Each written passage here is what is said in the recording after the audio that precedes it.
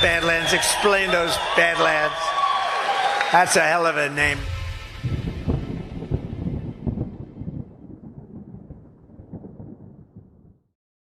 I don't consider myself a conspiracy buff at all, but when they get a lot of coincidences, I get a little suspicious and call me crazy. Polls, weird talk shows, crazy groups every Sunday telling you what you think. The Republicans and the Democrats conspire with one another, which they do. There is a conspiracy by big business against American democracy. We know that there was a conspiracy. There was a conspiracy. There was no conspiracy. Was there a conspiracy? It's a communist conspiracy directed out of Moscow. The right-wing conspiracy. Communist conspiracy is a deliberate and predictable plan of action to subvert the world. Right-wing conspiracy. It's an international criminal conspiracy. Vast right-wing conspiracy. Great conspiracy. And all these conspiracy theories. Was there a conspiracy? I don't know. Perhaps themselves even involved in the conspiracy. There was a conspiracy. No evidence of a conspiracy. Anybody would have to be a fool nowadays to dismiss conspiracies. Conspiracy theory. Cockeyed conspiracy theory. Conspiracy theory exists because there really is conspiracy. But they never told a soul about it. In fact, they engaged in a vast conspiracy. You get accused of being a conspiracy theorist, of being a paranoid. The historical context of actual conspiracy. A conspiracy of bad people. As always happens at some point in a conspiracy. One night, Cousin Eddie got drunk in a honky-tonk and spilled the beans. There was a conspiracy, and government was involved in it. Conspiracy existing within the United States government. There was a conspiracy. Conspiracy. A conspiracy by the CIA. The conspiracy of a few. Dark, secretive, conspiratorial, evil. Then it was certainly a deliberate conspiracy. High-level conspiracy. The do's and the don'ts and the rights and the wrongs of the various conspiracy theories that are good. Possibility of a conspiracy. In a moral sense, I think it was a conspiracy.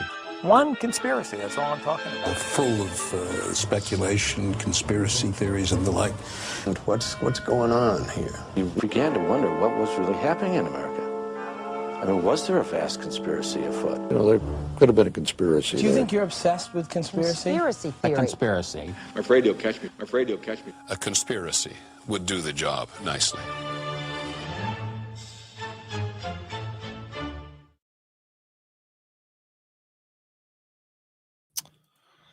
Well, good evening, everybody, and welcome to another episode of your favorite Monday night show, Baseless Conspiracies. As always, I am joined by Mr. Zak Paine. Zak, how you doing, sir?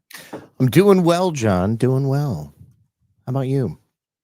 You know, I'm doing really well, actually. Been a pretty good day. Zak, I do have a question for you, Zak. Yeah. When you think QAnon, what do you think of? And more so, who do you think of? Well, if I had to be honest, I would say I think of one name, and that name, besides Will Sommer, is John Herold. John Herold. John Herold. Yeah. John Herold. Last week, I was described by NPR as QAnon adjacent. And tonight, Will Sommer over on the New York freaking Times, of all places, called me a QAnon promoter. And now I'm not sure what that means, really, but I'm taking it as I'm a club promoter and the club is QAnon. And so that's my new job. I feel like this is a major hat tip. The White Hats have dubbed me, the White Hats and Will Sommer, I guess, have dubbed me the most prominent voice in Q now. And so it's an important job, John. I don't take this responsibility lightly. No, you better not. Believe me. So I'm very excited. It's been a whirlwind of a day. Just so many people reaching out, a lot of decode requests. It's a little stressful, but it's been good. So what I found particularly interesting is that the quote that they use from you is completely out of context. Like, this guy. Please go to it, because it's so disingenuous. Like, Will Sommer is such a bad journalist, you know, and let's be fair. He knows exactly what he's doing. He's not a bad journalist. He's a great manipulator. Yeah, this is it right here. Let me know what this sounds like to you, okay? Okay. The day after the House passed a bill to order the Justice Department to release its Epstein files, John Herold, a QAnon promoter who broadcasts under the name Patel Patriot, seemed disappointed that more of Epstein's crimes might be revealed. All the awful things that people are saying, I hope it's not true, Mr. Herold said. I don't want to see any of it. So what did they not put in there? Like the entire context? I know I have the video. Yeah, please. Yeah, show us the video. I want to see the video. The record. Not to dog on Will Summer too hard. I'm sure he tried real hard. I don't know about that. Context, but let me play this. Guys, maybe we will get all the awful things that everybody wants to be in here for. So, like, isn't that weird? Like, everybody's like, we know this is in there. We want all these awful things that these elites have done to kids to be shown to us so that we can tell everybody that we were right at the Thanksgiving dinner table. Like, that's a weird thing to want, number one. Like, I hope this is a nothing burger. I believe it to be nothing burger, and I hope it's that way because I don't want that shit to be true. I know that pedophilia exists. I know that trafficking exists, and Trump is working his ass off to stop that stuff. But when it comes to this, all the awful things that people are saying, I hope it's not true. I don't want to see any of it. Well, but we'll see. We'll see what happens. We'll see what comes out. You see how the context there is like, you know, I hope the stories of these elite pedophiles raping kids is not true because that being true is kind of awful. It certainly is. It certainly is. It's not exactly the thing you want on your Thanksgiving menu, especially not in excruciating detail. So, yeah, obviously there is some serious context missing from that quote. It's a lot like the quote that that Reuters published in relation to Doge. If you dive into that story. Yeah, Doge is shutting down. I've heard. I've been told. The agency is shutting down, but what Reuters missed from also they just published that agency doesn't exist. And like that was it. They're like into OPM or whatever. Yeah. So yeah, they rolled it into OPM, but each and every one of those Doge mini departments that was working in each federal agency, instead of being a separate operating unit within the agency, was rolled into the agency itself. So now you have like a Doge specific person within these agencies that are doing the work, but they're just no longer officially on their own. I think it's a little bit more efficient that way. You know, I've heard that. I've heard that take before. I'm actually like the White House and like OPM. That's where I'm getting that. Yeah, well, I dug into like some of these agencies. Now there's like 400,000 agencies, so I didn't get through them all. But I did like 15 or 20 of the most like common or popular or biggest agencies that you could probably think of. And there aren't any like Doge positions, at least on any of the public facing websites. Sure. So again, who knows? Honestly, the Doge thing, I'm probably one of the few people who every single day on my show, since I started my show, start my show by checking the Doge website to see if it's been updated. I'm in a habit of doing that as well. So yeah. And guess what? Has been updated in a long time. October 4th. Yeah. 7 Fridays. They posted today and I commented on it. They're like, this story's not true. We're going to get back to our regular scheduled Friday updates soon. I was like, you can't really call it regularly scheduled if you're like you miss 7 Fridays in a row. Like it's not regular at all. You miss your period 7 Fridays in a row, you're pregnant. Like, come on. Our biennial updates. It's insane. But whatever. I mean, I'm hoping, you know, and optimistic that Trump will do what he said he's going to do and dismantle a lot of these agencies. So if that's through Doge, great. If it's through something else, great. As long as it gets done. Yeah, I'm the same way. I don't really care the mechanism, but yeah, I'd like to see it. Yeah, man. So the Department of Education is like this close to being that magic number of like 2 employees, which would just be Linda McMahon and her assistant. When it comes to the Department of Education, they farmed out work that was being done by Department of Ed employees, and they gave it to other federal agencies so that it just becomes like a portion of whatever that agency was already doing. And then the Department of Ed does less. And then the states themselves end up picking up whatever slack there was previously. Yeah. You know, I think if I'm being totally honest, it doesn't matter what happens. I'm going to be a little disappointed because my ideal situation, guys, is let's just start from scratch. Burn it all down. Start from scratch. I know that's completely unrealistic. Totally unrealistic. Even though it shouldn't be. I know it is. but that's my standard. So anything not that, it's like, well, this is gay. It could have been less gay, but whatever. It is what it is. Well, John, I do just want to say I'm proud of you for admitting that. Because admitting that you would be disappointed no matter what. Like, I knew that to be the case, but I mean, it's good to hear you say it's a breath of fresh air. I guess that's what happens when you're the world's #1 QAnon promoter. Yeah, as the world's #1 Q promoter, I would like to retract and make a restatement. And it's not that I'm going to be disappointed. It's just that I have such high standards that it's really difficult to meet them. Maybe that's what I meant. Not that I'm disappointed, because I feel like I'm in a pretty good mood, especially, I'm really riding high after being dubbed.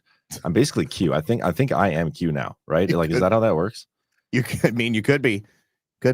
Oh, I'm so I don't know. excited. What were you doing in November or in October of 2017? I can't tell you that. If I told you that, I have to kill you. Oh man, should be a fun show tonight, though. We are picking back up where we left off last week. Yes. I don't remember what the topic was last week, but I remember I was interested. We're talking about human hunting and forced organ harvesting. I watched that movie. Oh yeah, what'd you think? The hunt. It was really funny. The Sarajevo Safari or the hunt? The hunt. The hunt. I was like, you sick bastard.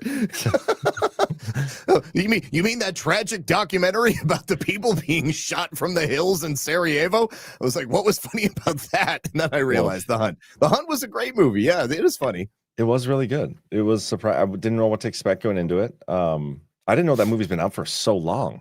Yeah. Like, that's the thing. But it was like a total shit show the whole way through, and that's my kind of movie. I like those. So yeah, I liked it too. Wait. You could be. You should add to your bio, co-founder of QAnon. Q. But it's co-founder with the Q. K-Bandy7. K-Bandy7 says Q co-founder. Oh my gosh. So good. That has been one of my favorite things, is people online picking up on like the joke we have going now. Yeah. Obviously the joke coming from the ridiculous lawsuit. But people are like, hey, as co-founder, I totally endorse this message. So it's like, well, no, I'm the co-founder. It's like, you can reach out to us at our legal team. It's such a good back and forth. And these are just people on Twitter. It's so good. But hey, let's get a quick word from our sponsors, and then we'll get to the topic tonight. Okay. And first up, we got, who do we got here? Let's do some Mike Lindell. I'm excited to announce that we're having our biggest 3-in-1 sale ever, with a limited edition product, a back-in-stock special, and a closeout deal you won't find anywhere else. So go to MyPillow.com or call the number on your screen. Use your promo code to get our MyPillow bed sheets, only $29.88. Any color, any style, any size, even kings, regular $119.98, only $29.88. Once they're gone for good.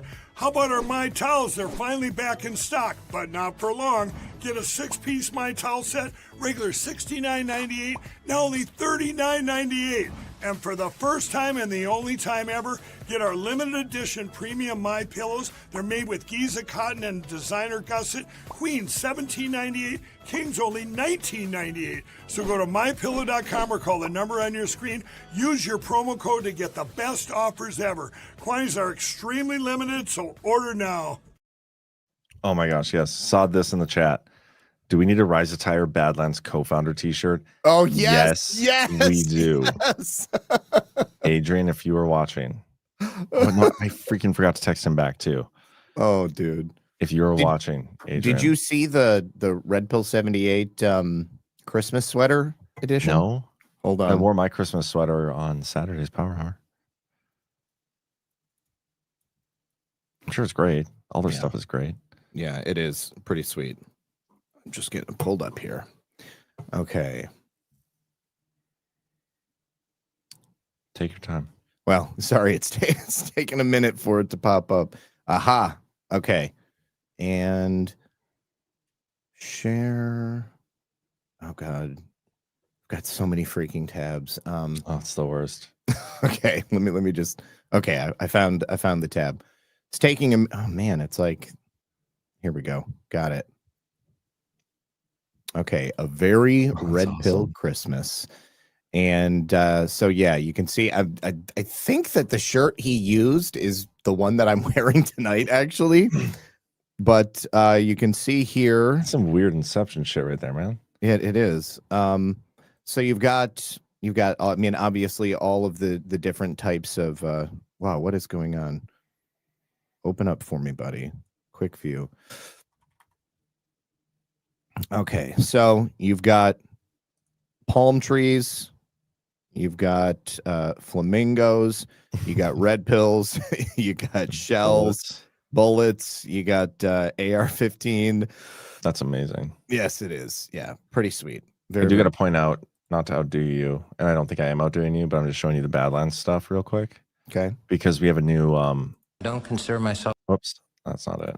Let me remove that from the street so I don't do that again. We have a new this Badlands native. Well, first of all, we have our Christmas one on the side here, but Badlands native, this is new. It's on the site. It's sexy as hell, man. That's very southeast. Yeah, native. That's what I call it, native. Aren't natives down there? I mean, at one time they were across the entire continent. That's true. So maybe we shouldn't say southeast, but I love this design. It's so good. But I mean, it's like a Sedona appropriate apparel. It looks like. Yeah, I don't know. It's just, I mean, solid. The native Badlands native sounds good. I mean, it's kitschy. Kitschy? Yeah. What does kitschy mean? Kitschy, like, yeah. I mean, it's, oh God, I can't believe I just used this in a word and I can't define it. No, it's my favorite when somebody uses a word. Okay, something that is overly garish, overly sentimental, in an ironic way. It is, I mean, we're calling it the Badlands native. So do you think the Badlands co-founder shirts would be more kitschy? No, well, maybe. But I mean, those are a little touch more self-aware. What if we used kitschy with a Q though, as also the Q founder? Yeah. Okay. We could do that. Nailed it. Okay. Well, let's do one more quick sponsor here, and that is Lean. The Brickhouse Black Friday sale is here. Do doctors have Black Friday sales?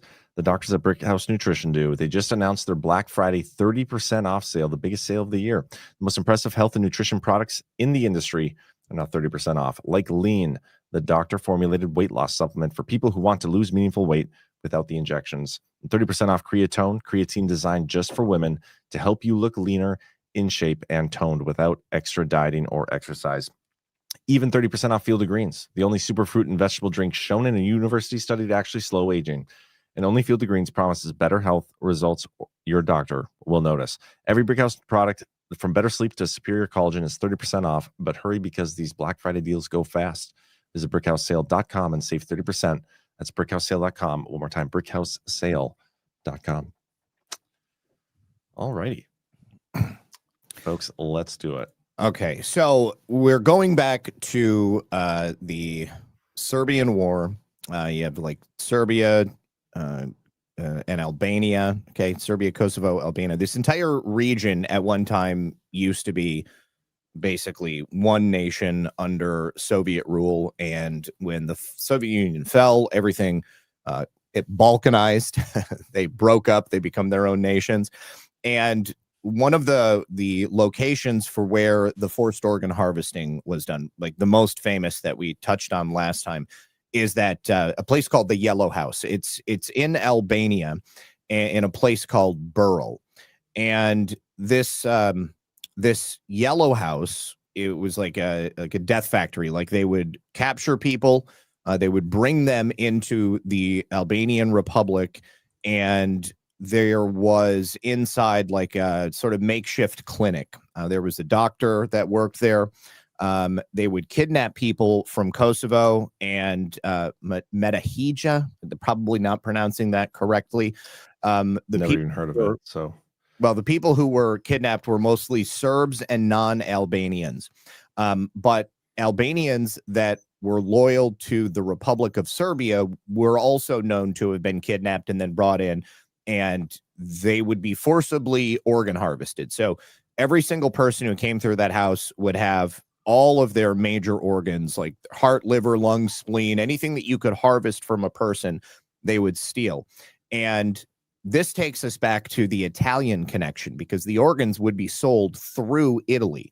And initially they were sold on the black market, and they would end up in Europe and in North and South and Central America. But who's buying these organs? Like what? Very wealthy people. Okay, probably the same people who were coming to Serbia to shoot civilians. And the people who were shot, if there was, obviously you're not going to be able to collect that body and save the organs. You're just shooting those people in Serbia, in Kosovo, for the sport of it. You're paying $90,000 to shoot that person. Well, up to $90,000 to shoot that person. And then if you needed organs, then you would have your connections in Albania through the Serbian army, and they would harvest the bodies, they would test the organs, and then they would sell them to people who probably were on some type of a black market list. So they went to people all over the world, like I said, all over the Americas, Europe, the Middle East. I mean, these were definitely people who had money. Muffin, I can't do anything for you right now. You got to go to Mom. It's okay, Muffin. I don't know what your deal is. I don't know why you're doing this to me. But so they would take all their organs, they would sell them on this black market, and there's through reports of people who lived in the area and people who had family, they know of at least 50 individuals that were like part of the organ harvesting network. And there was last week I'd mentioned the Kosovo Liberation Army. Yep. The guy who founded that, or one of the founders, was named Hashim Thasi. Huh? Co-founder, you mean? Yeah, he was a co-founder of the Kosovo Liberation Army, the KLA. And he was confirmed in a number of reports that were done. There was like a report that came out of The Hague. I think there was like a United Nations report on human rights abuses that took place. And there were also the participation of some like official Yugoslavian state institutions, and like they were aware of what was going on. There were also a number of like international agencies that were working in the area, and there was supposed to be at the time like a true investigation of the Albanian Yellow House, but it was never really done properly. And I mean, who was supposed to be investigating it? Well, the people who were probably profiting from the organ sales. Okay, so I mean, it's like the fox watching the hen house, right? Yeah, seems really similar to kind of situation we got going on here in the United States. Well, I mean, I think that this is just kind of the way that it works with the evil and wealthy elites. No matter what country they're in, they've kind of got the same modus operandi. I mean, they control the levers of power. They have all the money. They orchestrate these dark criminal enterprises. And no, my dog is not going to have explosive shits on the floor. She wants a treat. This is what she does when she knows that I should be doing something else. She comes up, she starts yipping because she knows that it's going to be able to break me at a certain point. Like I'm going to have to get up and get her a treat, but don't do it. No, I'm not going to break. Lisa's here. She's just, she's in a different room. She's got more important things to do than watch our show. Because if she was watching, she would know. Well, she must be watching the show, or maybe she isn't. I don't know. Maybe she is, and she's like, "Fuck him" right now. Like she could. I don't know what you did. Yeah. Are you in the dog? Is that what? Do you stream from the doghouse? No, I mean, I stream from the studio. I suppose metaphorical doghouse. Metaphorical. I haven't done anything wrong today, so I can't think of any reason why she would put me in a metaphorical doghouse tonight of all nights. It's not unlike women, though, to maybe make things up and blow things out of proportion. I will. Yeah. You're correct. You'll refrain from commenting. Yeah, I will nod my head, but refrain from commenting. It happens. I know that it happens. Just kidding. Okay, let's keep going. All right. So there was eventually the International Criminal Tribunal for the former Yugoslavia in The Hague, where the war crimes tribunals would take place. And The Hague was ultimately a total failure, because even though they had all of these survivors, even though they knew what happened here, even though they knew about people being sniped from the hills, there was never a single indictment of anybody who was responsible for these atrocities that took place during this war. And there was another court of inquiry called ULEX. It was a European human rights watch group. They filed indictments in 2011. Remember, this happened in like the mid to late 1990s. But as far as I know, there have never been any like court proceedings that have ever taken place. Here we are many years later, and that's it. But the people who survived have almost universally agreed that the types of atrocities that was taking place in the Yellow House was just as bad, if not worse, than what people experienced during World War II. And the camp itself at this Yellow House was established in late 1999. It kind of coincides with the end of the human safaris. It's like they could no longer make money just shooting people in the streets. And they had this, a series of violent armed conflicts that were taking place. And somebody figured out that they could take people off the streets and they could bring them to this Yellow House and they could sell their organs. And geez, that's a much better deal. Because of course, a single person has a lot of different parts that you can sell. I have no idea, what a heart or a lung would go for, but if you give me a second, I can probably look. I just wonder, how prominent the black market. I mean, I know it exists. I know this stuff happens, but are there that many people that are in need of organs that often? Oh, absolutely. I have a whole bunch more about boutique organ harvesting that comes later on in the show. This is just one example of it. Okay, so there was going back to the distribution of it. Okay. So I said that they were distributed through Italy. They would be smuggled into Italy, and then they would be shipped out of Italy on speedboats because, it looks like a boot in the middle of the Mediterranean Sea. And they would sell for more in Western European countries. But they could still sell them to people in the United States and Canada and Muslim countries in the Middle East and Asia Minor. There were enormous profits that are said to have been made from this. They estimate somewhere around $50,000 for each victim, with all of their parts individually sold out. And there is a whole list of names. I have a huge list of names for people who were involved in the kidnapping, trafficking, murder, and ultimately the harvesting of these organs. They're all names which are, they're like Central European names. They're difficult to pronounce, and I don't know that they will mean anything to anybody. So I'm not going to go through all of them. But like I said, we had the guy who Cody Austin in the chat says, "What for a rant for $1?" Says, "I never want to hear my wife complain again about how expensive my hunts are." Oh, do you remember at Deadwood he showed us his bear that he shot? Hell yeah. Were you out for that? Oh, so badass. Good to see you, Cody. That was pretty sweet.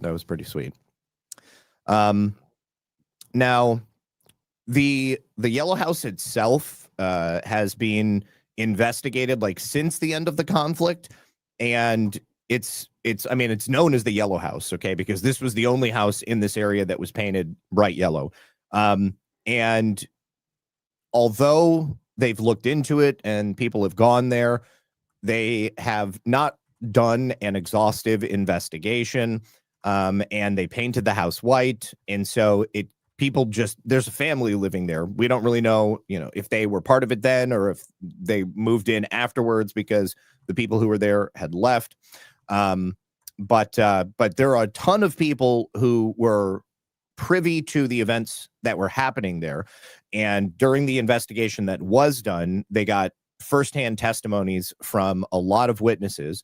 And there were people who would be making deliveries to the house.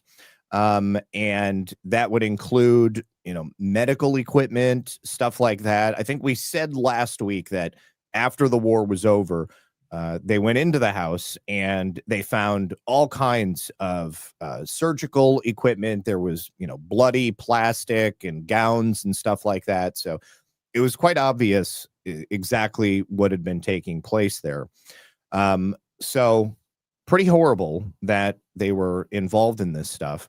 Now, even after the organ harvesting had been exposed and the war was over, there was additional instances of people coming forward and essentially, I think that once they realized that this was a business that you could start, then that there would be a market and an appetite for organs, they just continued to do it in a more perhaps organized and covert way. Rather than having a house in the middle of a war zone, you could just have, say, a medical clinic, and you could get away with it because you would be affiliated with rich and powerful people. There was a clinic in insane. There was a clinic from this story came out in like 2010, a clinic called Medicus, and it was linked to the Council of Europe report that alleged this organ harvesting that was taking place. And there were Russians, Moldovans, Kazakhs, and Turks that would all be lured into Kosovo with the promise of being paid to willingly donate their kidneys. And otherwise, what would generally happen is that people would just have their kidneys stolen and then they would be dumped someplace else. But this council Medicus, this clinic Medicus, they would lure the people in and they would promise payment, and they would then sell those organs to people who were, again, coming from all over the world: Canada, Germany, Poland, Israel, all of it black market. And these individuals that were behind it are some Israelis. Mashi Herold, he's an Israeli who was the guy who matched donors with recipients. And then another guy who was like the organ trafficker, Yusuf Sanmez.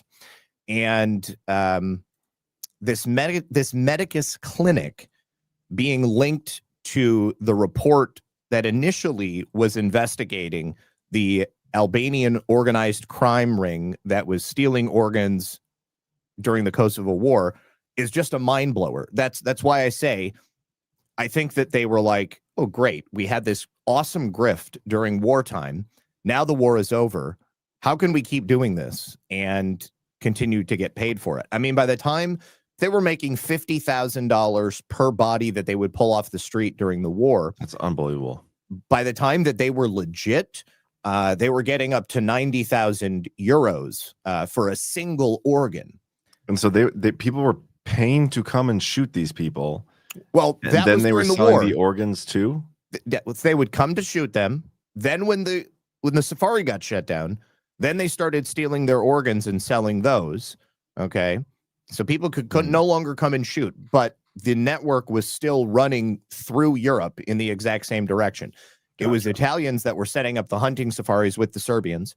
Then when that got shut down by Italian Secret Service, then they began stealing people's organs and selling them through Italy. So I'm almost positive that, but we don't know because the investigation never really went as far as it needed to. I would imagine that you probably got the exact same people, the same people who were organizing the hunting safaris in Serbia with Italians to come in, bring people from all over the world and shoot civilians.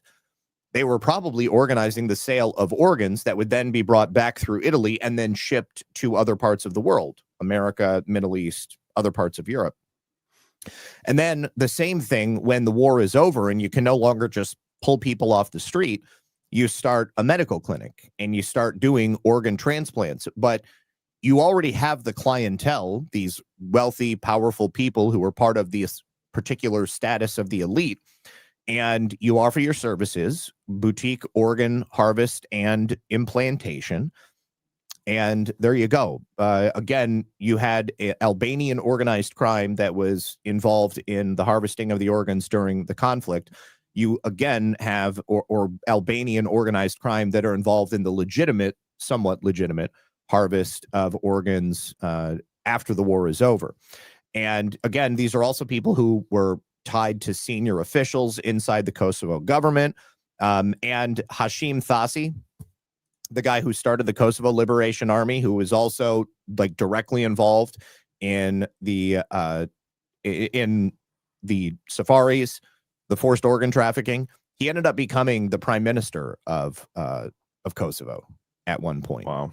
And so he was also directly connected to this sort of more legitimate organ harvesting. And legitimate organ harvesting. More legitimate organ harvesting. Yeah. Insanity. So it's a horrific thing that continued despite the fact that the situations had changed. What was the year this particular instance was taking place? This is the 90s? Mid to late 90s were the human hunting safaris. 1999 is when the Yellow House begins. And then it was early 2000s that the fighting, the official war ended and these nations became more stabilized. But even given their stabilization, there was never any true investigation. There was a series of endless sort of just like pedaling motions. Like, you're riding a stationary bike and you're trying to go from here to the supermarket. You're never going to get anywhere because the bike's tires don't move. Yeah. You're just doing a lot of pedaling. And investigators in Serbia and a couple of other Western nations through the Hague Tribunal had attempted to do a full investigation into this, but the Kosovo and the Albanian authorities were really not that interested in getting it too far because a lot of the same people who were involved in the atrocities during the war ended up becoming like official members of those governments. And there was also a United Nations report that was done. Question. Yeah, go ahead. You made me think of something. The Hague. What year did they have that trial or that investigation? Oh God, the Hague investigation went on for quite some time. Was there any overlap with Jack Smith? Well, tell me the year that Jack Smith got to the Hague. I want to say that Jack Smith was far later, but the Hague is not. I mean, this is a place where you go if you want to cover stuff up. From what I understand, Jack Smith was involved in like blackmailing people when he was at the Hague. He was in the Hague from 2008 to 2010. Oh man, I mean they certainly would have known about what happened there while Jack Smith was there. I mean, this report, the UN Interim Administration Mission in Kosovo, which is the report on the Yellow House in Albania, this came out in 2004, but it was buried. Like it was prepared, it was published, and it was never shown to anybody. And it detailed, all of the atrocities that I spoke about. It had the reports from the witnesses. It had the interviews of the people. It also had pictures from inside the Yellow House, which, give me just a second. It says that beginning in 2008, Smith worked for the International Criminal Court and oversaw war crimes investigations under the Office of the Prosecutor for 2 years. So he would have been part of the office that would have investigated what we're talking about right here, and they did practically nothing. Crazy. Mm-hmm. Let's see if I can. Okay, so let me pull this up. This is a picture from inside the Yellow House that they took in the midst of the investigation.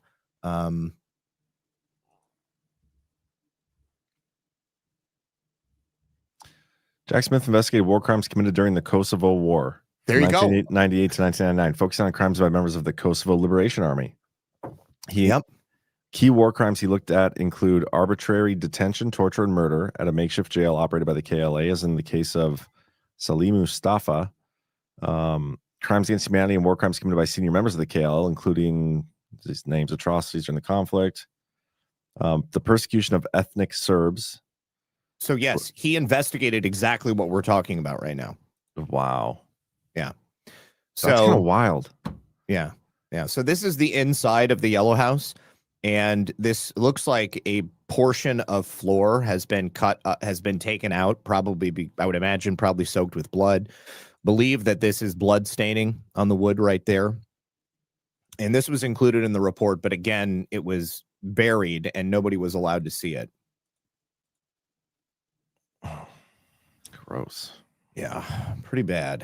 Hang on, let me see if I think we probably have some additional pictures. There's actual pictures of the report, but they're less titillating, I suppose. Love that word. Yeah. So there was actually a special prosecution office for the Kosovo Liberation Army crimes that was created in 2017 after they dissolved the Hague Tribunal, and they came to basically no agreement on who had done what, because all of the people who had done this stuff were the ones who were in charge. And they were issuing a report on a larger investigation dealing with not only the murders and, the atrocities, but also the illegal trafficking of people and the organs. And all of it, again, goes back to the KLA officials. And apparently they'd been doing it for decades. So from the report dated October 2003, there were documents showing a meeting between the chief of the investigative department of the Hague Tribunal and a man named Eamon Smith. He was the head of the UNMIK's Justice Department. That's like United Nations. I don't know what MIK stands for. But they mention in their conversation 8 Albanian witnesses with information all about human organ trafficking. 4 of them are said to have participated in organ transplants on at least 90 Serbs and members of other nationalities in prisons in northern and central Albania. So this goes far beyond just the Yellow House. Another 3 brought prisoners to a clinic. 2 others are said to have taken part in transporting body parts and organs to Rennes Airport near Tirana.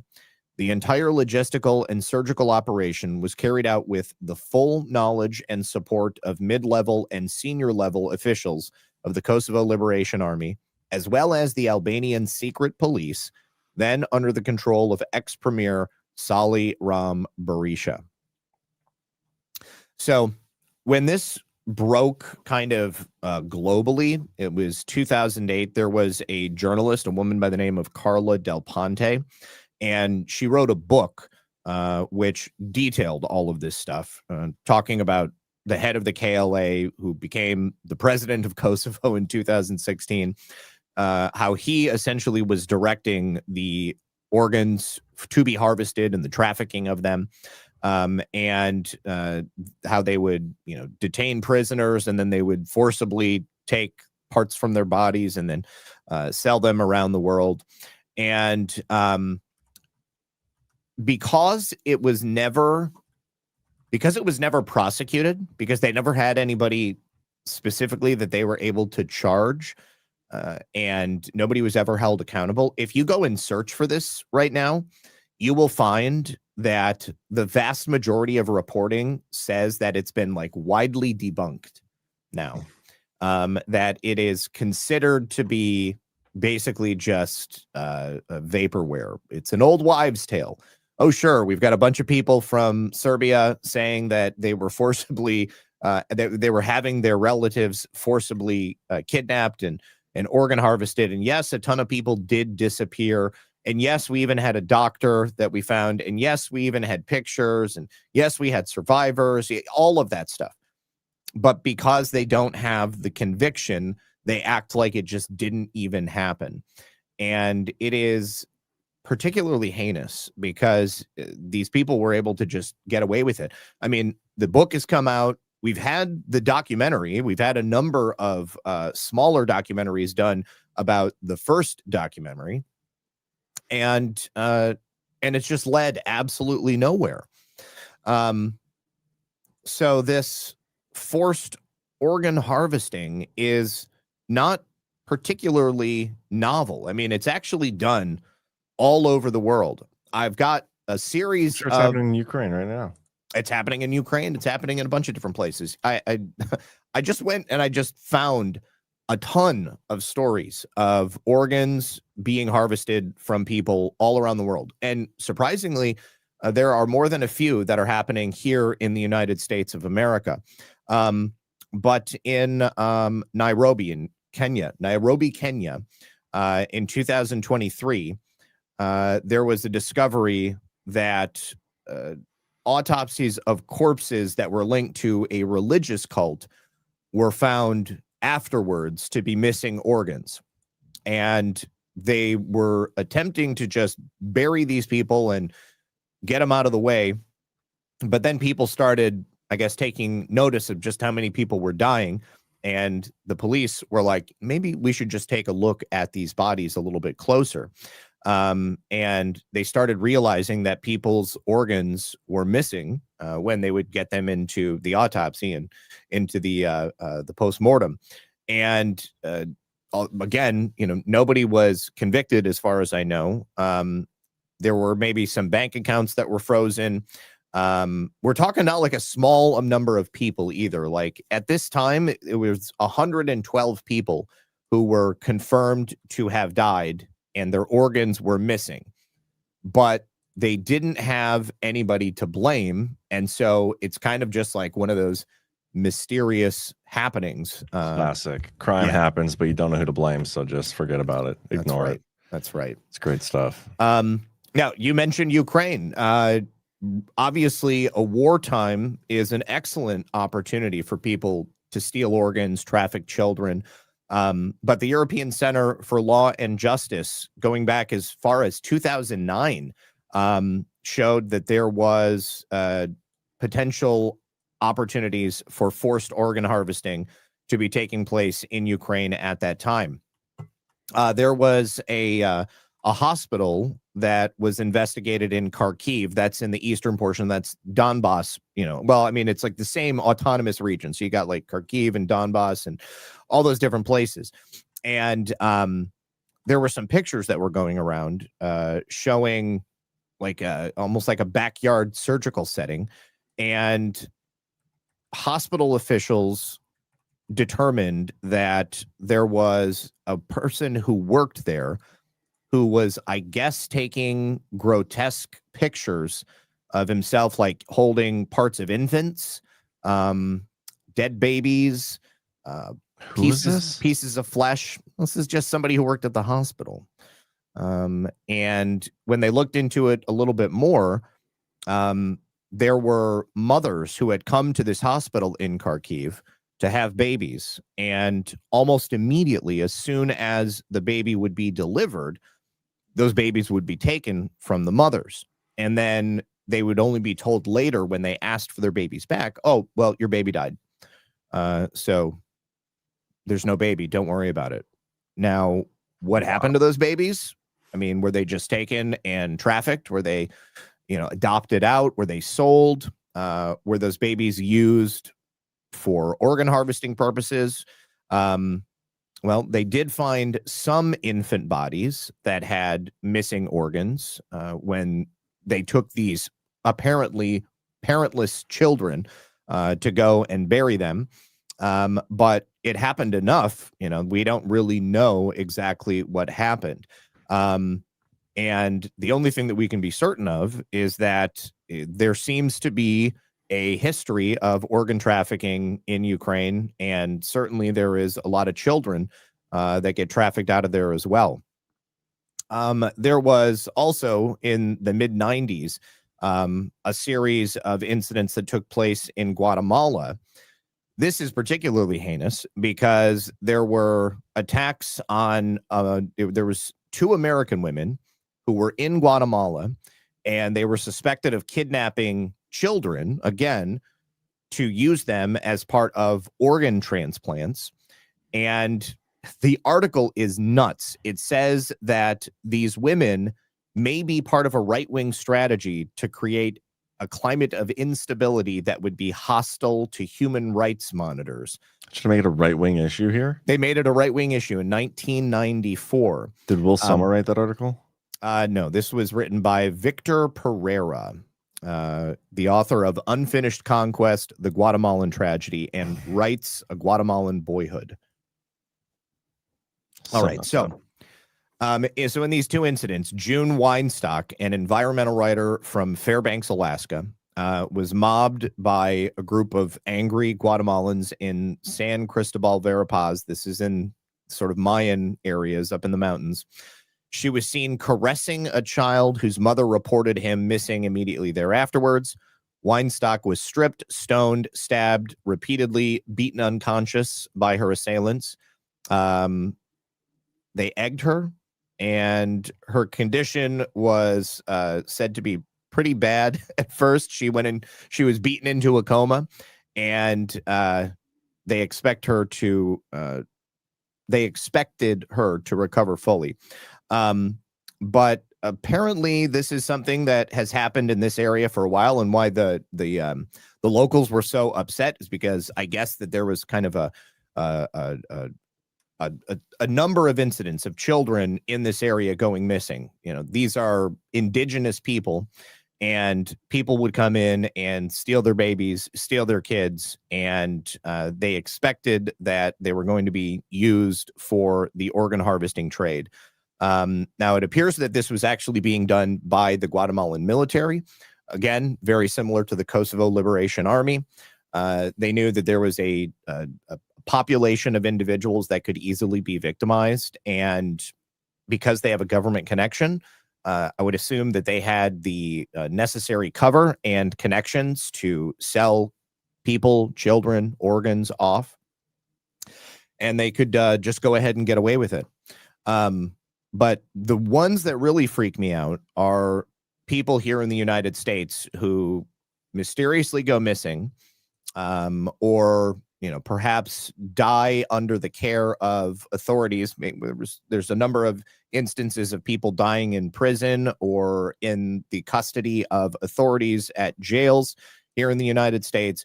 And when the family comes to pick up the body, they find that all of their internal organs are missing. And certainly nobody ever asked them if it was okay to donate those organs. And then, of course, you've got a long uphill battle to determine what happened.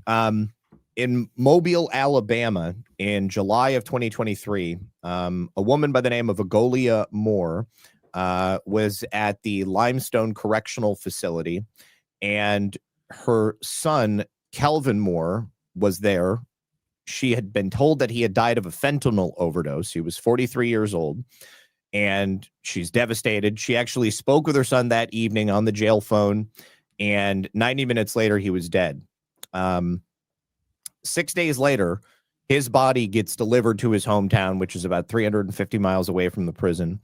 And because he had died in the custody of the Alabama prison system, they had done an autopsy first. And when he arrived at the funeral home in Mobile, the mortician calls the mother, Agolia, up, and he says, "I'm sorry, Miss Moore, but your son's internal organs are missing. There's nothing in here." He was basically stuffed with like newspaper and fillers and stuff.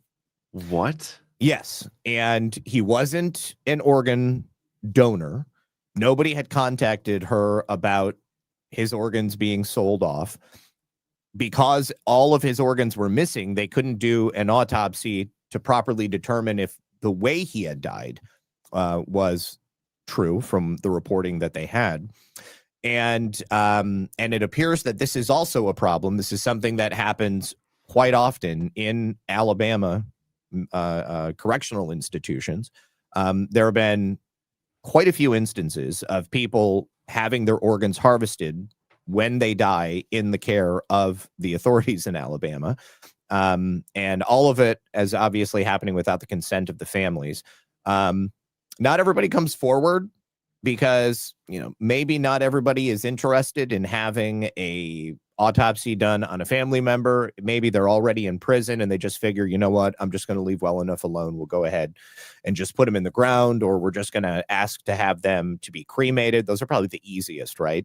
Because if you can have them cremated before the remains are even delivered, then nobody is going to be any wiser. Nobody's going to be asking a question. But most people are not asking for a second autopsy after the initial autopsy is completed in the hands of prison authorities. It kind of dumbfounds me. Like, how is a story like that? Like, yeah, guy dies and organs are missing. How is that not a mainstream media news story until they get to the bottom of it?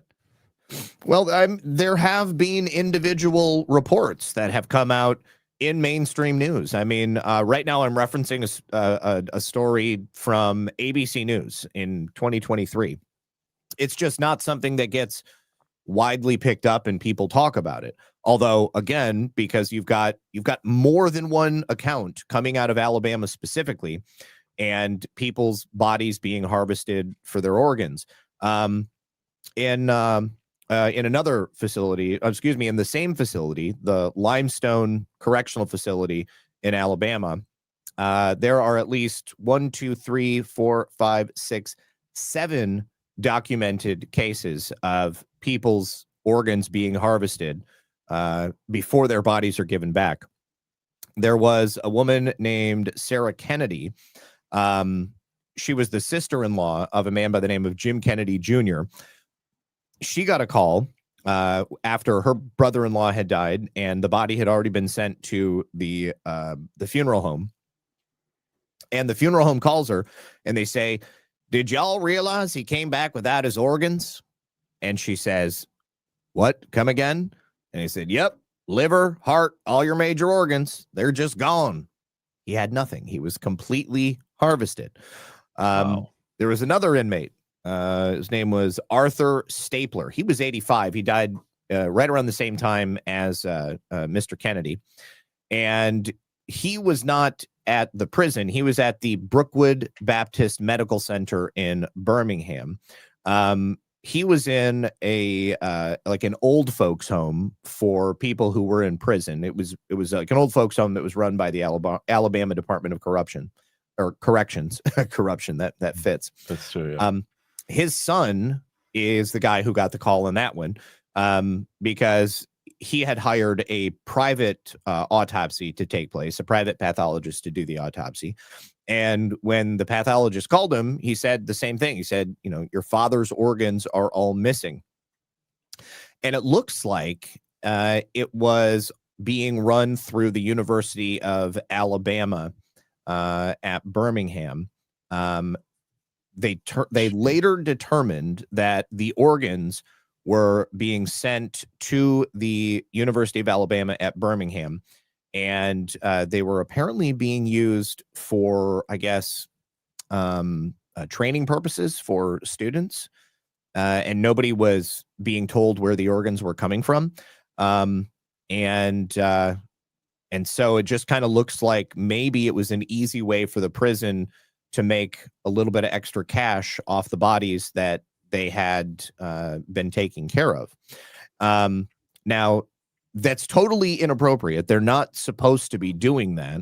And the University of Alabama in Birmingham is a pretty top-notch medical school. They do medical research there, education, clinical care. It's one of the largest academic hospitals in the United States. And they had this covert agreement with a number of state institutions that were being run for prison capacity with the corrections department. And there are supposed to be authorizations that are given by family members or the decedent themselves. And the hospital was just trusting the corrections facilities that they were getting the proper authorization. So they're supposed to have a form. They're supposed to get a signature. They're supposed to get specific consent for the removal of organs and tissues, or really any medical practices, many medical procedures that are being done on people. And when people started complaining, they all started pointing at each other and saying, well, I guess I was trusting that he was getting the authorization. No, he was supposed to get the authorization. And there ended up being a series of litigations against the Alabama corrections system. And there were actually, I think, about between 5 and 10 lawsuits that were filed against them. But every single family had the exact same story. They were in the custody of the corrections institution, various ones. Their family member died. They get the body back. There's no organs. And there you go. There was another incident, this time a young man by the name of Everett Palmer Jr. And he was traveling from Delaware to New York to visit his brother. And his mother, I guess, was sick at the time. And while he was driving there, he wanted to resolve an outstanding warrant he had for a DUI. He had gotten it several years prior in 2016. So he headed to Pennsylvania, which was probably the worst decision he could have made. This guy was 41 years old. He was a veteran, father of two. And it was 2018, so 2 years after he had been charged with a DUI, and he thinks he's going to go ahead and take care of it. He gets his family gets a call 2 days later after he said he was on his way to visit the sick mother, and the police in Pennsylvania say, "We're sorry to tell you, but your brother died while he was in our custody." Like, all he was doing was he was going into the police department to take care of a warrant, and he dies. Never came out. Never came out. He dies in the custody of the police. This was at the York County Prison. Now, the family, the Palmers, they got like no answers for 14 months. And it was at that time, after kind of getting stonewalled by the county, they finally went to the media, and they started talking about this. And eventually they did get his body back. No organs. But, well, let me guess. Much like those other instances, some organs were missing, but the organs that were missing from this young man were very different. His throat, his heart, and his brain were all missing. His brain? His brain, yes. Now, his throat, imagine that. How are you going to give... You obviously can't give an open casket funeral if you're missing a throat, right? I mean, like, how much of that is missing? Is it like the exterior? Turtleneck, I guess. The but interior? Yeah, totally awful. But is there such thing as a throat replacement? I have no idea. This one sounds to me like perhaps his body was given to a teaching hospital again. Like, maybe they allowed him to be operated on because of that. Or that's so messed up. Or maybe something happened while he was in custody, and he was beaten so badly that they removed his brain and they removed his throat, because the evidence of how he died would have been visible there. Certainly, if he had died from asphyxia, maybe like a baton against the throat, or maybe he was choked out. If he had been beaten and his brain had hemorrhaged, they just remove it. There's no evidence that he had hemorrhaging on the brain. There's no evidence that, that he had been choked or something like that. Did they not pursue, the family not pursue legal charges or anything? Oh, no. They definitely pursued legal charges, and they ended up going after the county. There was a wrongful death suit, and they ended up successfully winning the wrongful death suit. But I don't think that they got like a full accounting of whatever happened to them. All they knew was that their brother was dead. And even though they filed this lawsuit, there was never a full explanation of what happened to Everett. The one thing they do know is that he died in custody within 48 hours, and there was zero transparency. And the authorities were cagey from the start. They never would give an official explanation. That was the York County Coroner's Office, because the York County Jail is where he died. And even though they did an autopsy, they could not or would not say how Mr. Palmer had actually died. Now, the family, once they got the body back, did hire an independent pathologist and a forensic investigator to determine what they could. And the one thing they were able to determine is that he had been murdered. And they said that it was due to physical restraint. One contributing factor that they were able to point to was an intoxication of methamphetamine. Now, they did not know him to be a man who would use methamphetamine. Okay, so they can't account for how the methamphetamine got into his body. But he was alone, allegedly, when he died. He had no belongings on him when he died. He was restrained when he died. This is all according to the York County police. And nobody can specifically say exactly how or, in what manner this methamphetamine got into his body. So knowing that, it makes me wonder, like, what happened to his heart? What was wrong with his heart while he was in there? Those 3 organs are very specific to remove. And it also makes it more likely that, that he actually did have drugs in his system, because they didn't take the rest of his organs, and they didn't use them. They didn't sell them or provide them to somebody else. This whole story is just messed up. This is a really strange one, because again, I think that the bail that he was given when he came in, it was only $5,000. So theoretically, he could have gotten out of there rather quickly if he had been allowed to make a phone call or something like that. So the report that ended up coming out only after the lawsuit had been filed. The police said that when he arrived at the jail, he was agitated and rambling. They say that he said he was going to commit suicide. So they claimed that they then put him on suicide watch in a cell where he was restrained and he was being attended to by medical staff. They said that people were going in there and actively checking on him. Now, this lasted for 2 days. And they claim that on the second day, when he was no longer restrained, they witnessed him striking his own head on the door of his cell. Sure. Yes.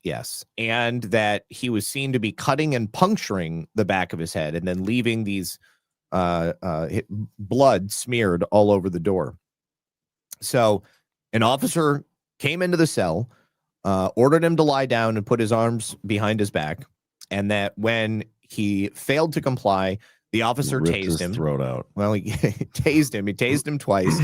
And then 5 officers entered the cell. And for 23 minutes, he fought off 5 officers. And okay, how old is this guy again? He was 41 years old. Yeah, 41 years old.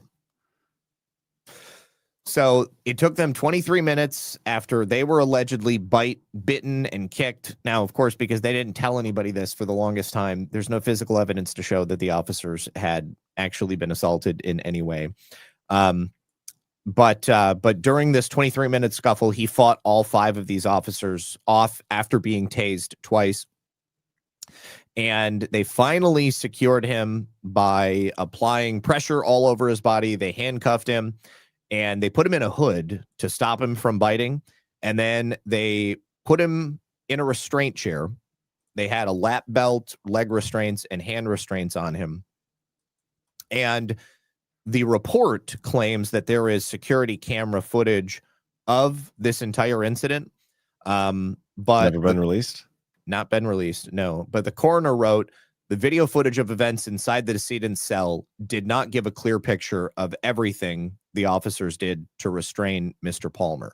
So you can see something on the video, but you can't see what the officers said actually happened.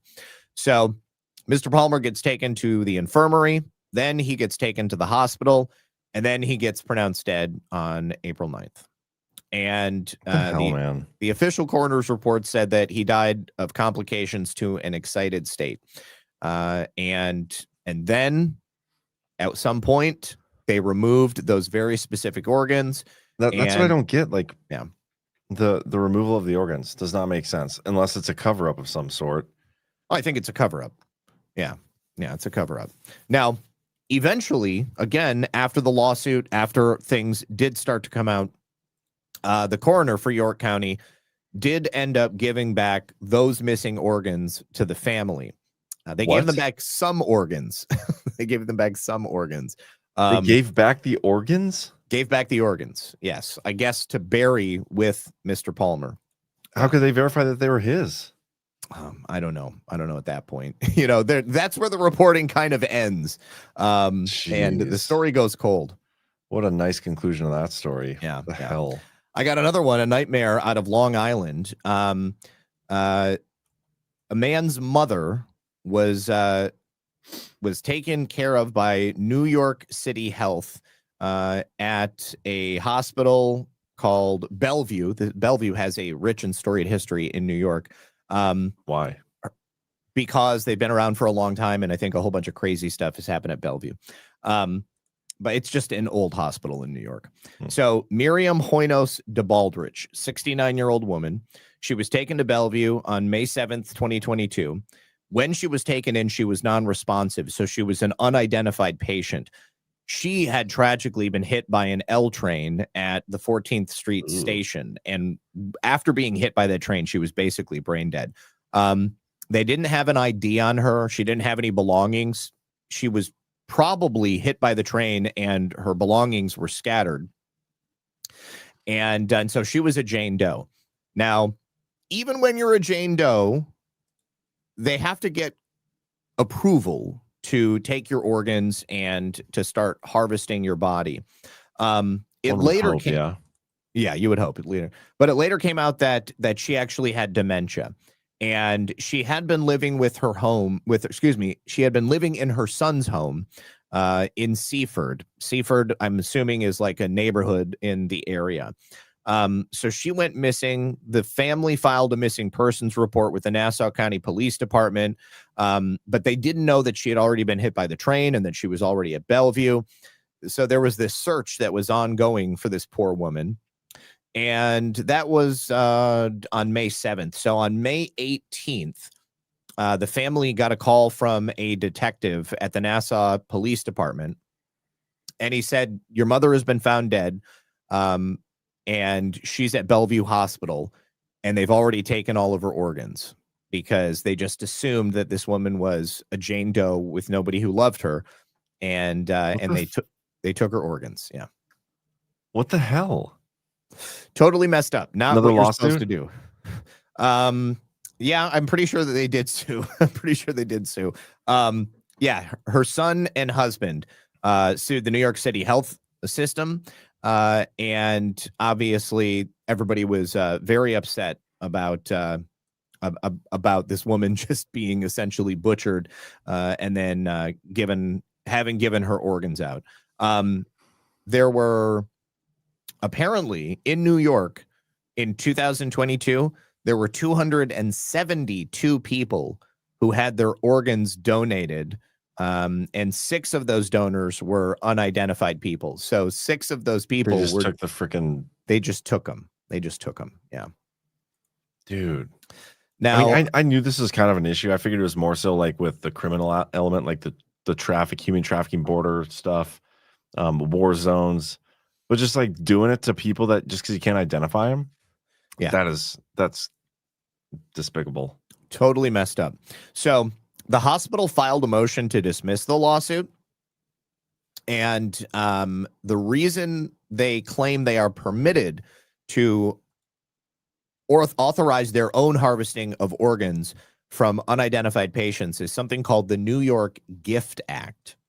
It's a law in New York that says that it makes them immune to civil liability for the harvesting of organs from people that they can't identify. So let there be a warning to anybody who might visit New York. If something happens to you and they don't have an identification on you, they can't ID you. They're just going to take your organs. Yeah. They might just take them. Yeah. All right. So there's this. Now we're going to get into a really conspiratorial case. This is a man. You said you wanted to make this 3-parter, right? I do. Do you want to keep going? I do. Let me just do the case of Mike Mansholt, and then we'll start. We're leaving the United States, and we're going to start going to other places. We're going to head back to Europe, and then we've also got 2 very specific cases: Fiona Barnett and Kathy O'Brien, which we will end on next week. Okay. So a young man by the name of Mike Mansholt, he was a tourist from Germany in the summer of 2016. He was visiting Malta, and he had told people that he was going to visit catacombs in Malta. This is a place that is known as the realm of the dead. And Mike never came back from his trip out onto the island. And his parents immediately called the police. And it wasn't until a week later that they discovered his remains. And his remains were in a very odd place. It was like the highest point on the island. And it wasn't the area that Mike had intended to go. And it took the family a couple of years to even get his remains sent back to Germany and to get any sort of explanation about what happened to him. Now, the family is not satisfied with the events that took place, and there's a lot of theories about what could have happened. There are tunnels that traverse under the island, and the condition of his body led to more questions than anything else. But Mike and his family were from Oldenburg, Germany, and his father had taken the family to Malta. They were, I guess, sailing around the world at one point, and his the activities that they would engage in were, very adventurous. So Mike was not like a person who was sort of faint of heart. His dad had raised him on a sailboat, flying airplanes. They would ride bikes. They would travel quite often. And Mike went to visit the catacombs, and he texted his family. He brought with him a GoPro. He rented a mountain bike. He left early in the morning, like around 8:39 a.m. And he sent a message to his parents at 10:11 a.m. and said that he was going to the catacombs.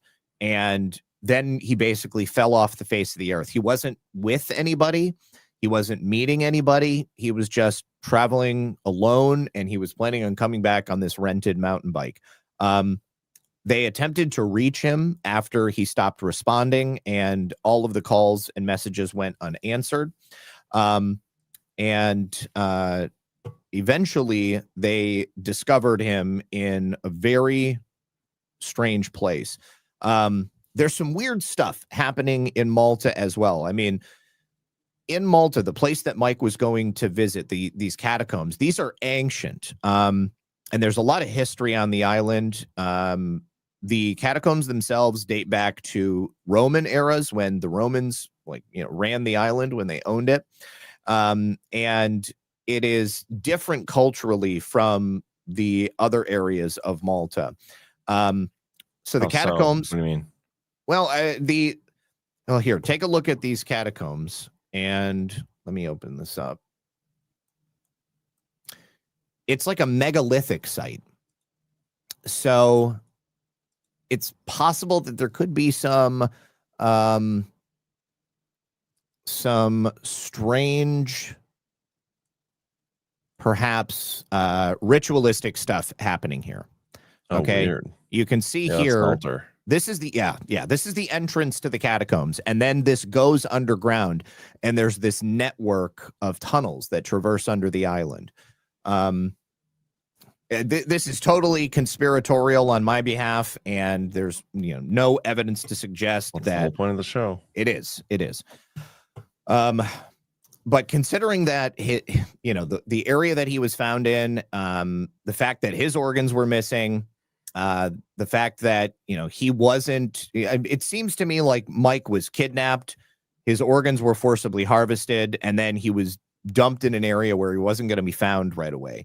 But this area of Malta, there appears to be some unique and strange circumstances surrounding. I mean, you got the temples, you've got the underground tunnels, you've got like ancient carvings on the wall.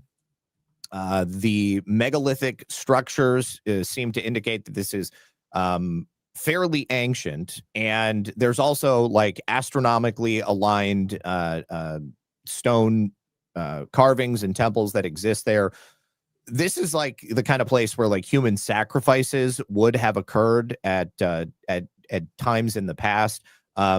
Inside the catacombs, there have been thousands of remains of people that have been located. So, I mean, we're talking like 2 centuries worth of burials, not just like regular human bodies, but elongated skulls have been found here. Have you ever, you remember the episode we did? Yeah. The Peruvian elongated skulls, the same type of stuff was found here. And there's also, like ancient folklore about, Mediterranean, like gods and monsters, cyclops, missing children.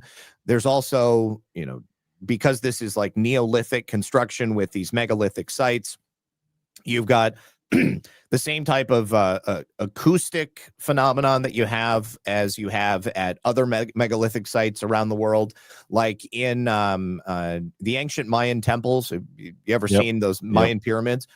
There are acoustic features where you can like clap or like, create these noises, and it's like perfectly balanced. It just goes back. Isn't there something where you can like, is this the Smithsonian, or maybe it's the house? Like you can whisper on one side, and if you're standing in a perfect spot on the other side, they can hear you because it's like acoustically perfect or something. Is that the mystery spot? I don't know what it's called. I don't remember. When we toured the Capitol, there's a lady who like said that. She's like, you stand here and I'm going to go over there and stand there. Oh, and I'm going to whisper something. And this is how like John Adams stole or figured out what everybody on the other side was doing all the time. But then she did it and it didn't work. So I was like, okay, well, you just lied to me. Yeah, I don't know about that one. But all right. So Mike's family's looking for him. He's been missing for a day. The mountain bike was supposed to be had returned. He rented it from a place on the harbor. It never obviously came back. So the authorities now have the report of the missing kid, the missing bike, and they begin looking around, and everybody felt like it was a pretty safe place. I mean, it was a touristy area. And because he's a young kid, they think, maybe he met a girl or something like that. But after 4 days and the family being forced to miss their flight, they really start to get worried. They were supposed to continue on and fly to Croatia, and they end up going on this full-scale search for their son. They got the German federal police involved. They fly out there and they start working with the Maltese authorities. And there was actually an anonymous tip 3 days later, July 26th. This tip gets sent in, and the investigators end up discovering Mike's body as a result. So now the body was found 250 meters at the highest point in the island. There are like these cliffs that overlook, and actually, hold on. This is the location. Okay. So these cliffs are very high up, and it's obviously a beautiful place. But it's not where Mike was going. And this is like a pretty steep and rugged place. There is a chapel that exists there. And when they find Mike's body, the parents were not allowed to see him because his remains were in an advanced state of decomposition. And of course, he had been split open and all of his organs were missing. It's hot in Malta. And so his body had been basically rotting on the edge of this cliff at a sustained altitude for quite some time. So they figure, okay, great. You found our son. You're going to investigate and you're going to tell us what happened. Initially, they figured that he must have like been riding his bike on the cliff face and perhaps fell off and then ended up like stuck in this cliff. But if that would have happened, they would have expected certain injuries to be present. And he had no broken bones, only the missing organs, which seems to indicate that obviously somebody took his organs, and then they stuck him into, this location. Now, once the parents are like, this is not normal, like, what the hell is going on? the authorities in Malta suddenly became uncooperative. The other aspect is that... What's this kid's name? Sorry. His name is Mike... Hang on, I got to tell you how to spell the name. Mike Mansholt, Mansholts. Well, or maybe just with a T. The S would be, his family's. I got it, I think, here. All right, so underneath his body, there was apparently fresh hay, almost as if like somebody had prepared a place for him. Maybe in a ritualistic sense, maybe he was taken there and, he was ritualistically killed on the edge of this cliff. Don't know. There was also a camera that was supposed to be on him, and it was a GoPro. The authorities had claimed that his camera had been found on the cliff, but by the time the police eventually gave the camera to the family, it wasn't the same camera. It was somebody else's camera. And how do you mix up a camera? Well, I don't know, but I can tell you that Mike's original camera likely would have had some evidence on it as to what he had done that day, who he had been with. And by giving them a different camera, all of the evidence was no longer there, obviously. Yeah. So there's less to investigate. So the cops become uncooperative. The other aspect of this is Mike wasn't wearing his shoes. The body was not wearing the shoes. It was like his shoes had been placed at the scene along with his body, clearly indicating that somebody had put him there. His backpack was missing. Inside that backpack, he would have had, credit card, cash, electronics, besides just the camera. And it took about a month before his remains arrived in Germany. When German medical examiners finally got a chance to look at the body, this is when they first discover that all of his vital organs were missing. I guess that there were still fragments of some of his organs. His brain was one of the things that was missing. Fragments of his organs. Like his organs had been cut out, but they hadn't been cut out surgically precise. Okay, which kind of rules out the idea that everything inside of him would have been used for organ harvesting, but maybe something more ritualistic. Okay. Now, the police in Germany said, well, if his organs had been taken out by the police, then they should have been sent back to us in, chemicals that were meant to preserve it. And even his body should have been preserved, but his entire body was basically at an advanced state of decomposition. Like almost they sent it back in the state that it was so that it couldn't be investigated any further by the police in Germany. So the official story from the Maltese authorities is that Mike was riding his bike. He fell down the cliffs. It's a tragic accident. That's the only thing that makes any sense. In terms of like his missing organs, they claim that his organs were missing before the autopsy. The only thing that makes sense is that they must have been eaten by rats. And because Mike had been 4 days or more out in the hot sun, his brain just melted. His brain just dissolved. Now the forensics expert... How hot was it though? How hot is it in Malta? Let me see. Average summer Malta temperature. Is it hot enough to melt a brain? No, it's definitely not. Summer Malta temp.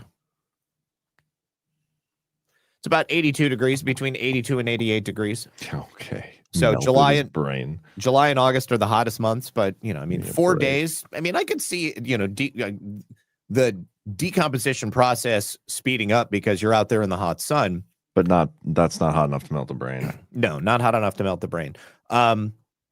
And, 4 days, I mean, those are some big rats, and they must have gotten to work as soon as Mike went over the cliff. But they don't explain the shoes being placed with the body. And the German forensic experts, they say, absolutely not. There's no way rats just ate this kid's body. There's no way that his brain just dissolved. First of all, there's no evidence of any bite marks on Mike's body. And they say that it is like scientifically impossible for your brain to just melt within 4 days.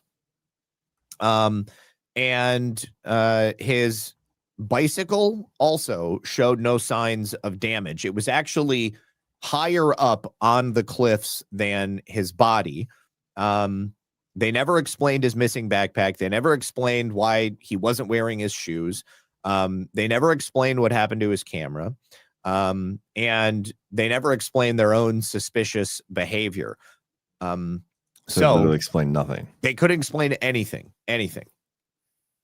Now, some of the theories that the German authorities came up with, maybe he was attacked and then robbed by criminals, and then they staged his body to maybe make it look like he died in an accident, but it's so like convoluted. Like, why not just throw him over the cliff? Why not just toss him all the way down the mountain? Why open his body up and take his organs? Why take his brain? I haven't found anything to indicate that like his skull had been cut open, only that his brain was missing. So I don't know the mechanism by which his brain was taken out.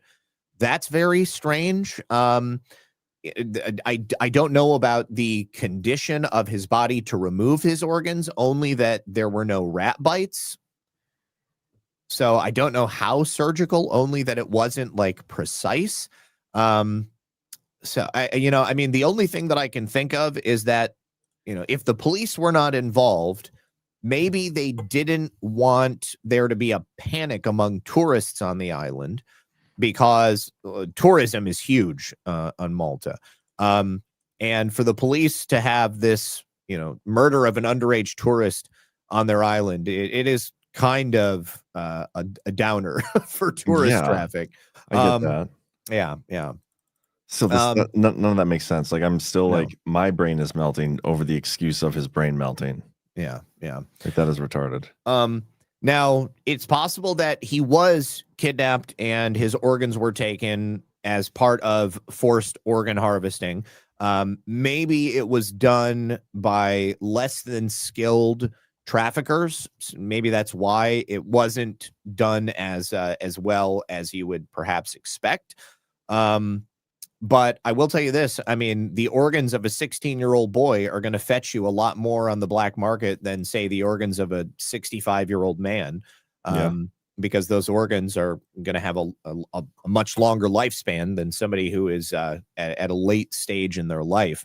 But as far as the police are concerned, it's an accidental death, and they really don't have any they don't have any real good explanation as to exactly what happened. It's just so recent, it seems. Oh, I guess 2016. 2016, But like the story this was 2025. Mm-hmm. Oh, yeah. I mean, it's definitely a story that people are still looking into, but I mean, there's not much that has come out about it since then. The body weighed 35 pounds. Unbelievable. Yeah. There was, I mean, most of the fluids had, they were gone, and then obviously all the organs are gone. So that's a significant amount of weight. Yeah. Crazy, man. Well, so next week, what are we doing? There's more to the story. No more to Mike's story, but I've got body story.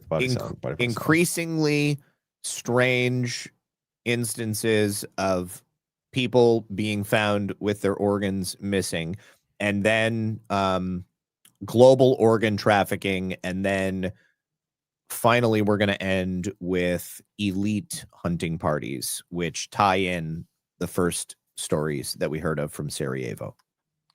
I have a link that Fixed Bayonet just sent over for $30. I know we're kind of skipping ahead in the rants here, but woman wakes up In coffin after brother tried to donate her organs and have her cremated. Oh, man. I've had another story we're going to talk about next week where a woman had been declared dead and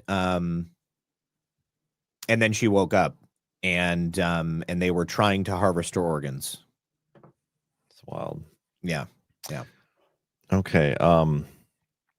Let me check out the boosts here.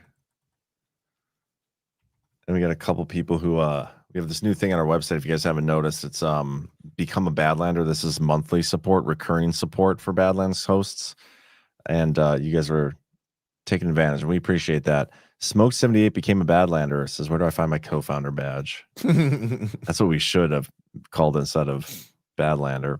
Maybe we'll fix that in the title somehow. 1027 JS for $20 says, happy Thanksgiving. Happy Thanksgiving right back at you, my fellow North Dakotan. One with Cats became a Badlander. Love the monthly support option. Badlands Media is my go-to for news, entertainment, and engagement. Best group of based public intellectuals out there for $50 a month. Thank you. Vigilant Vet 71 became a Badlander. My granddad told me in 1967 there are bad people running this country. You two are confirming that. He's giving thumbs up. Thanks for what you're doing. Keep on. God bless both. That might not have been for us. It might have been for DEF CON, it looks like. I think that's what we got there. And then just a couple rants tonight. You had everybody so enthralled with the topic. Cody Austin said, I never want to hear my wife complain again about how expensive my hunts are. Love that at the beginning. Keith O'Higgins, were the potential targets O negative blood types for reducing organ rejection? If so, were targets pre-screened on a list of buyers and sellers? Don't have any specifics on the blood types of the people that we talked about tonight. And then Babbage 3, who is hysterical, by the way, says more quotes from the New York Times. Uh-oh. Herold repeatedly insisted, I have teats and I can breastfeed on his daily news show, New York Times. I did say that before. Regarding, how do you say that? Sarajevo Safari? Sarajevo Safari. Oh, yeah. A documentary about human hunting in Sarajevo. Herold remarked, it was funny. The New York Times. Paine, perhaps the most known for streaming dogfights involving his beagle Muffin.